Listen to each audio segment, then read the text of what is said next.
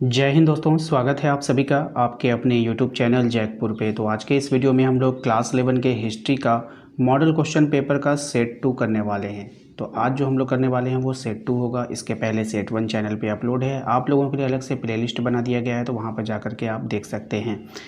तो चलिए शुरू करते हैं और देखते हैं क्या है हमारा आज का पहला सवाल। साथ ही साथ वीडियो को लाइक कर दीजिएगा, शेयर कर दीजिएगा अपने सभी दोस्तों के साथ। इसके अलावा सबसे ज़रूरी जो बात है कि आप हमारे दिए गए नंबर पे एक मैसेज करके अपने व्हाट्सएप ग्रुप को ज़रूर ज्वाइन कीजिएगा। सवाल में आपसे बोला गया है कि अमेरिका स्वतंत्र देश कब बना था। 4 ऑप्शन आपके पास है और ध्यान से इसका आंसर करना है। तो अमेरिका जो स्वतंत्र देश बना वो 1776 में बना। कब बना? 1776 में। क्वेश्चन नंबर 2 पर आइए, कह रहा है कि एम्फोरा किसे कहते हैं, आपको बतानी है। अब ये जो एम्फोरा है वो किसको कहा जाता है, तो ये मटका होता है या फिर कंटेनर होता है, इसी को क्या बोलते हैं? एम्फोरा बोलते हैं। क्वेश्चन नंबर 3 है आपका कि गिलगामेश महाकाव्य का संबंध किससे है, आपको बतानी है। तो गिलगामेश महाकाव्य का संबंध मेसोपोटामिया से है। ठीक है, किससे है? मेसोपोटामिया से। क्वेश्चन नंबर 4 पे आइए, कहा गया है कि सीनेट में किसका बोलबाला था। सीनेट में बोलबाला किसका था, आपको बतानी है। तो सीनेट में अभिजात वर्ग का बोलबाला था। इक्वाइट्स क्या है, आपको बताना है। ऑप्शंस आपके लिए सामने हैं। तो इसका जो पहला आंसर जो है अश्वारोही, इक्वाइट्स का अर्थ वही होता है। क्वेश्चन नंबर 6 है आपका कि पांडुलिपि से आपका क्या अभिप्राय है। पांडुलिपि से क्या अभिप्राय है, तो हाथ से लिखी गई पुस्तक को हम लोग क्या बोलते हैं? पांडुलिपि बोलते हैं। चंगेज़ खान का जन्म कब हुआ था, ये आपको बतानी है। तो चंगेज़ खान का जन्म 1162 में हुआ था। नेक्स्ट आपका मध्यकालीन यूरोप के प्रमुख विशेषता थी। तो मध्यकालीन यूरोप की जो प्रमुख विशेषता थी वो थी आपकी सामंतवाद। क्या विशेषता थी? सामंतवाद। नेक्स्ट है आपका कि गॉथिक शैली का विकास कहाँ पर हुआ था। तो गॉथिक शैली का जो विकास हुआ था वो हुआ था फ्रांस में। कहाँ पे हुआ था? फ्रांस में हुआ था। नेक्स्ट है आपका रोम साम्राज्य कहाँ तक फैला हुआ था।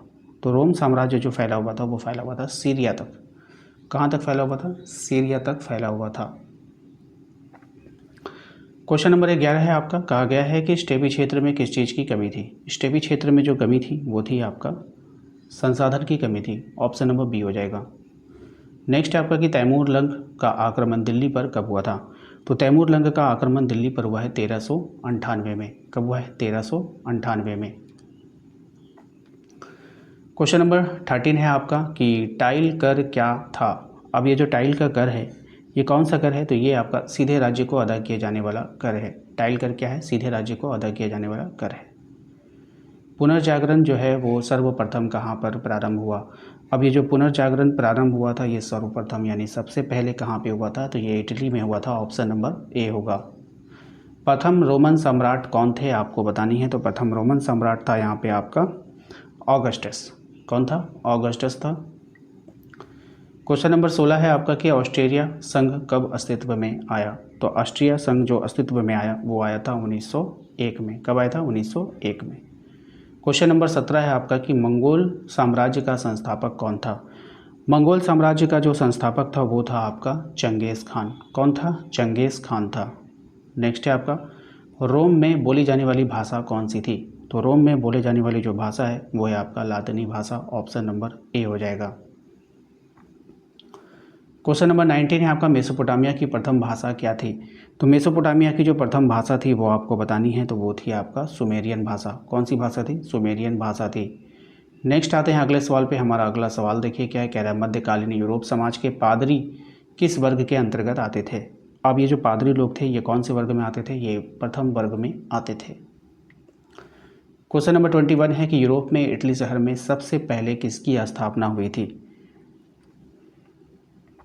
तो विश्वविद्यालय की।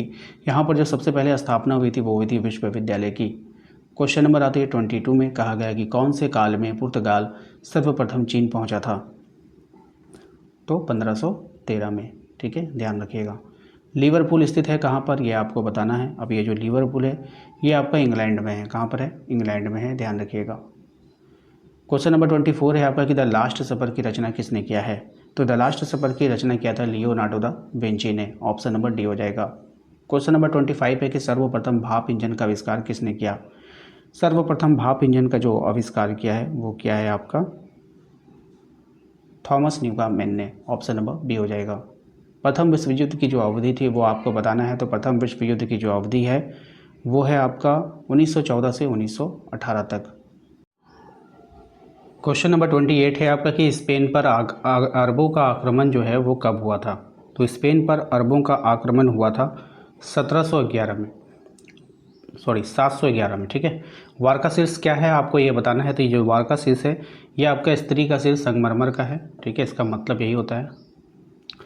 आहुर माजदा कौन है ये बतानी है आपको। तो आहुर माजदा जो था वो एक देवता था। कौन था? एक देवता था। मार्को पोलो कहाँ का रहने वाला है? मार्को पोलो रहने वाला है आपके इटली का। कहाँ का रहने वाला है? इटली का रहने वाला है।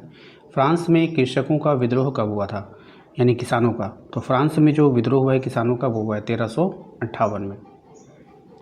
लूथर ने बाइबल का जर्मन अनुवाद कब किया है?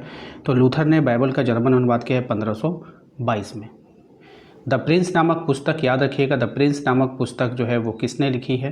तो द प्रिंस नामक पुस्तक को लिखा था मैकियावेली ने। किसने लिखा है? मैकियावेली ने।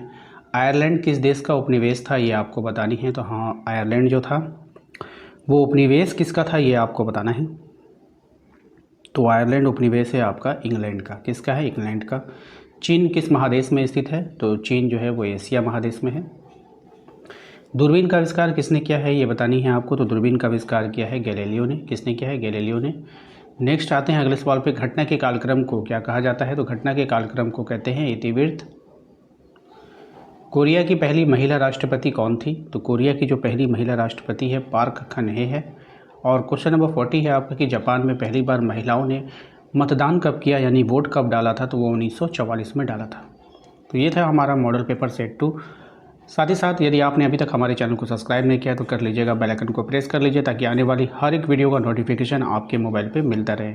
मिलते हैं नेक्स्ट अगले वीडियो में। Thank you.